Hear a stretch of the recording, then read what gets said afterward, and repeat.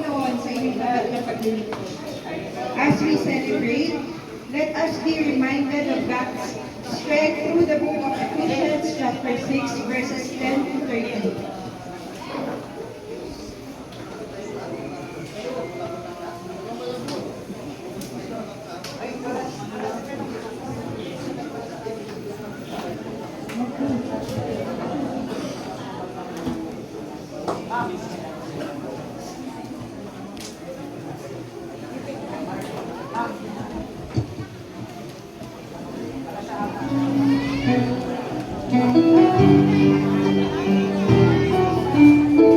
Sabi po sa aklat ng Efeso, sa matapos maghusay, magpapalakas kayo sa Panginoon at sa kapangyarihan ng kanyang kalakasan.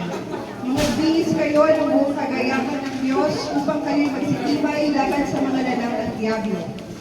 Sapagkat ang ating pagkibaka ay hindi laban sa laman at dugo, kundi laban sa mga pangunuan, laban sa mga kapangyarihan, laban sa mga namamahala ng kalilimang ito sa sanlibutan, laban sa mga ukol sa espiritu ng kasamaan ng mga dakong kaitaasan.